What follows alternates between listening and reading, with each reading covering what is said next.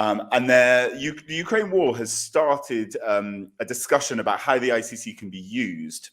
And to that end, I'm just going to do a bit of an explanation. I think this whole show fundamentally needs to start with an explanation of exactly what things are. So the crime of aggression, according to the dictionary, is the planning, initiation, or execution of large-scale, serious act of aggression using state military force. And importantly, it's about crossing borders. So one state crossing into another state's borders and using their military for the crime of aggression to break international law. And that basically is used to try the person that ordered the war. And that's why, as we'll hear, President Zelensky and others want to use that crime. Now, the International Criminal Court doesn't really, we'll hear about it, we'll hear some explanations about this, doesn't really have the ability to try for that crime. What it does is war crimes, which are crime committed in a wartime in violation of accepted rules or customs of war, the Geneva Convention, such as genocide or ill treatment of prisoners of war, etc. And they also try people for crimes against humanity, which is a deliberate act, typically as part of a systemic campaign that causes human suffering or death, or large-scale death. So war crimes and crimes against humanity are often used for commanders in war, where they send their troops in to pillage a village, set it on fire, enslave child soldiers, use sexual violence as a sort of weapon of war. And so often the people that are tried in the International Criminal Court, although not exclusively, there have been heads of state there, but they're often sort of militia commanders rather than heads of state. So that's some important terminology. So as I said, we saw Vladimir Zelensky this morning. It was announced that he was going to rock up to The Hague. He had meetings with senior officials in the government, but he also went to the International Criminal Court. And these are the photos of him doing that. Now, what's really interesting is he did a speech. It was about 10 minutes long, maybe, and I've just cut it down a little bit to show you a few things that he said, specifically related to this idea of whether Vladimir Putin could ever actually end up in a dock, in the court, in a court in The Hague.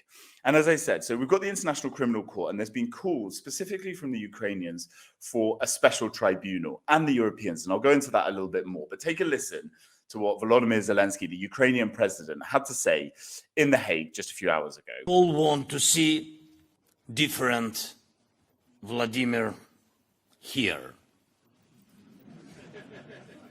in The Hague. Only one Russian crime led to all of these crimes. This is a crime of aggression, the start of evil, the primary crime. There should be responsibility for this crime, and it can only be enforced by the tribunal. Europe and the world have already had to deal with something like this. As a result, we can see the following words in the text of the judgment of the International Tribunal in Nuremberg. To initiate a war of aggression, is not only an international crime, it is a supreme international crime differing only from other war crimes in that it contains within itself the accumulated evil of the whole. We insist on the tribunal creation.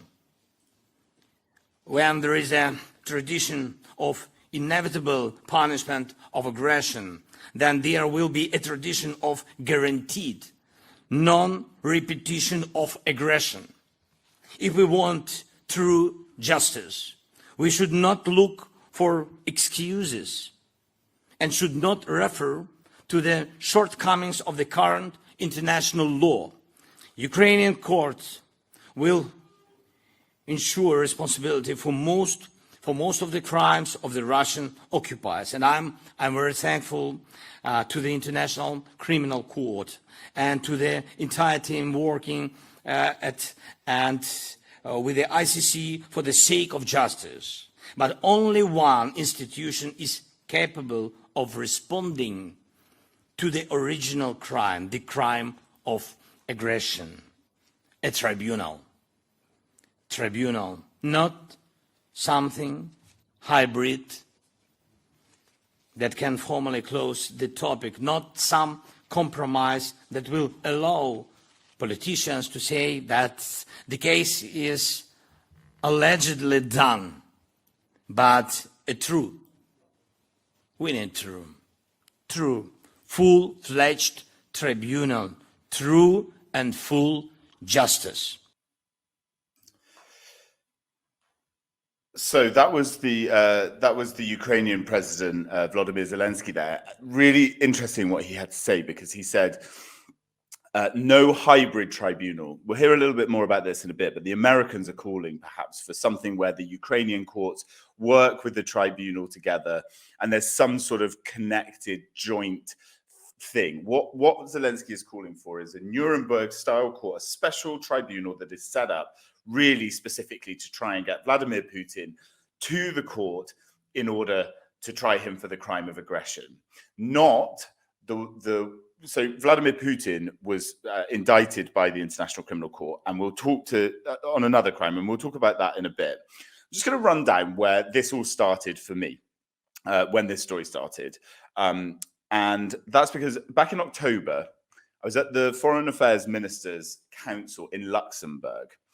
And the Baltic ministers came out, so the Estonian, Latvian, and Lithuanian ministers came out. They told us, like, sort of a few hours before, that they were going to do a proposal on a tribunal. As I said, I've done some coverage of the International Criminal Court over the last decade or so, a fair amount. And yeah, well, you can listen, but you can see that I wasn't particularly convinced. Russia doesn't accept the jurisdiction of the ICC. Why would Russia ever accept the jurisdiction of this special tribunal? And therefore, isn't this just a complete distraction? Well, Russia will change one day. This Russia will not. Enough for this tribunal to... Well, but there has to be a precedence.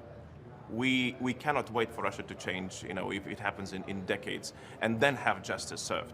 We have to have the investigation started now, and one day Russian people and whichever Russian government will then be in place will have to accept this.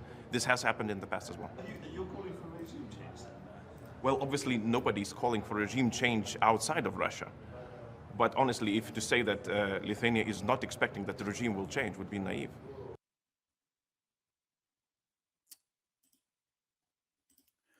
So that was Gabrielius Landsbergis, the Lithuanian foreign minister. So this is it. Like, in order for an international, someone who's indicted by an international court to be transferred to The Hague to be tried, the courts in The Hague don't have their own police forces. So it requires other countries to move that person and to arrest them and transfer them. So right now, if a regime change were to happen in Russia, it might be of interest for the new Russian authorities to transfer a former president to The Hague. And that's kind of what he's suggesting. Interestingly, someone called Sensi has written on YouTube saying, "I'd like to make a bet of $1,000 that anyone who disagrees that Vladimir Putin will not be president of Russia by the end of December 2023. And this is the suggestion. What happens to Vladimir Putin if he does come out of power? Anyone want to make that bet? Feel free to contact Sensi on YouTube. Also, on that note, feel free to subscribe to my YouTube channel. I'm doing these shows once a week when I can. So yeah, sign up and we'll keep the discussions going. So that's what Landsbergis did.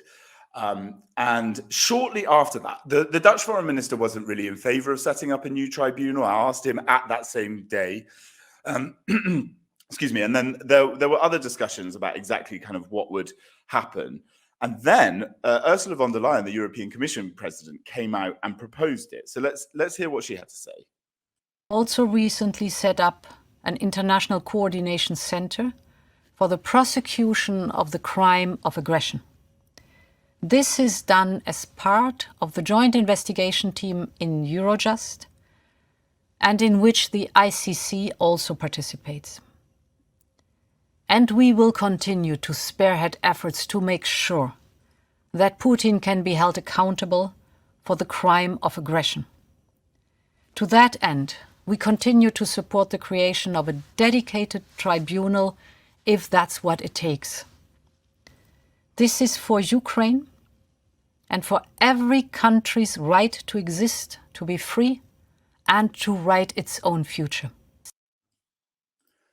So the EU got on board with the idea, essentially, but that put a bit of a cat amongst the pigeons in the institutions of the International Criminal Court. All of the countries that are signed up to the Rome Statute, which is the founding document to try for crimes against humanity, genocide, war crimes, they meet once a year. And this year in The Hague, the prosecutor, Karim Khan, took a bit of a shot at von der Leyen's comments. This is really significant. The ICC is getting a lot of donations from different countries in order to do their investigation that they launched in Ukraine. Let's have a listen to what Karim Khan said. Seeing a renewed focus on the crime of aggression in the light of the Ukraine situation, it's my view that this is a very important moment to focus on the institutions we actually have. The institutions you, civil society, and the court have built together. And when we recognize that there's a gap in that architecture, in my view, we should try to address it through the Rome Statute that was carefully negotiated and carefully built, and which we are trying to fund to vindicate the rights of the survivors that I've mentioned. We don't want dilution, we want consolidation. And in this regard, I stand ready and am available at any time to explore how to strengthen this institution that you are collectively part of and that has been collectively built so that we can meet the needs of today, but also the requirements of tomorrow. So he wasn't so in favour of von der Leyen setting up this tribunal. The question is whether a new tribunal for the crime of aggression would prevent the ICC from being able to get Russian officials on the crimes that they actually can get them on. Now, after that, the president of the International Criminal Court came out and did a speech, but it was actually the prosecutor, Karim Khan, who we just saw, who announced that there would be ICC arrest warrants for Vladimir Putin himself and a woman called Maria Lvova-Belova, who is a kind of hero in Russia, or she's called like a sort of hero of children, for the deportation of children from Eastern Ukraine into Russia, which is considered a war crime. And this is, I'll just play you the announcement that the ICC president gave when the prosecutor announced it. Our court has issued 2 warrants of arrest in the Ukraine situation. For Vladimir Putin, President of the Russian Federation, and for Maria Lvova-Belova, Commissioner of the Russian President for Children's Rights, for the alleged war crimes of deportation of children from Ukrainian occupied territories into the Russian Federation. It is forbidden by international law for occupied powers to transfer civilians from the territory they live in to other territories. Children enjoy special protection under the Geneva Convention.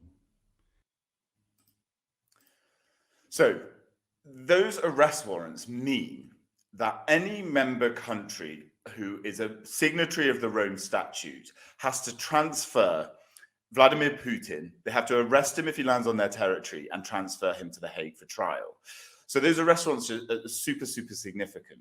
Just want to temper this by saying that Ukraine has not fully ratified the Rome Statute itself. It's allowed the International Criminal Court to do its work there, but it also hasn't ratified the Rome Statute. So this is the context we're working in. I'm sorry I've played out all those videos and it's been quite long, but I think it's super interesting and it's important to see that there are a lot of different aspects and angles going on to what's happening in The Hague, and it's really divisive. Everyone that I speak to in The Hague at the moment is saying that there's big battles. They're not massively sure about exactly what's going on. Lots of people have lots of different opinions, and the guests that I've got on my show today are going to explain a bit about this.